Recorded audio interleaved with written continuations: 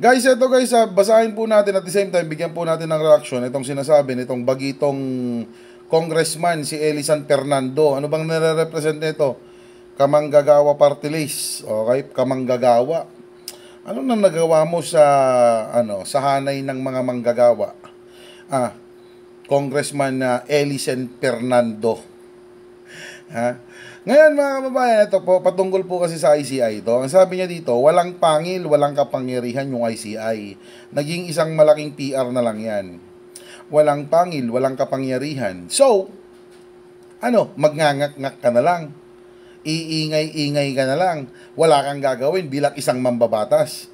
Baka nakakalimutan mo, mambabatas ka. Gumagawa ka ng batas. Bakit hindi ka gumawa or bakit hindi ka mag-propose ng batas para mabigyan ng pangil, para mabigyan ng kapangyarihan ang ICI? Bakit? Sino sa tingin mo ang gagawa niyan? Magbibigay ng kapangyarihan sa ICI? But yung pangil at saka kapangyarihan na sinasabi mo, do you think gagawin ng presidente yan? Of course not! Hindi po mga kababayan, hindi po ang presidente ang magbibigay ng pangil, hindi po ang presidente ang magbibigay ng kapangyarihan dyan po sa ICI. Mga mambabatas po, congressman at senador. Okay?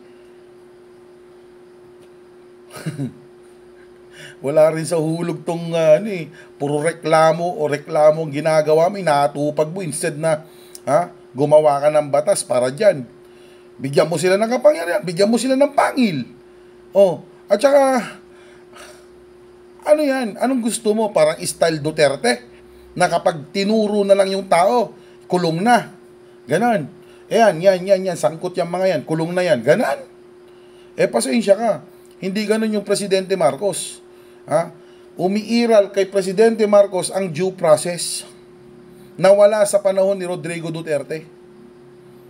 Di ba nga mga kababayan? At saka magagalit sa iyo yan sila Escudero, sila Joel Villanueva, sila Jinggoy. Magagalit sa iyo diyan. Kasi bakit mga kababayan? Nakakaladkad yung mga pangalan nila tapos ang gusto nitong si Congressman na San Fernando ura-urada. Nasasangkot sila, kulong kaagad sila, ganun. Wala nang further investigation. Magagalit sa iyo, magagalit sila sa iyo diyan. Kaya sabi ko nga sa iyo, mag-isip ka muna kasi Congressman na Eli San Fernando bago ka magkuda ng magkuda. Para iwas bulilyaso ba, iwas kaaway ba. At saka sabi ko nga sa inyo mga kababayan, sinabi nga ni Pangulong Marcos, kailangan po natin ng matibay na ebidensya na magdidiin dito sa mga napapangalanan ngayon. Kasi nga naman, kapag pumalpak po ang mga ebidensya na iprinisinta ng gobyerno laban sa mga culprit, laban sa mga mandarambong, sa mga plunderer na yan, or magnanakaw na yan ng pondo ng taong bayan, pag sumablay ang ebidensya, anong mangyayari sa kaso? Wala po, mababasura lang mga kababayan, di ba? Kaya dapat, sure ball, slowly but surely, Congressman Eli San Fernando. Pero, first thing first, yun muna yung sasabihin ko sa'yo.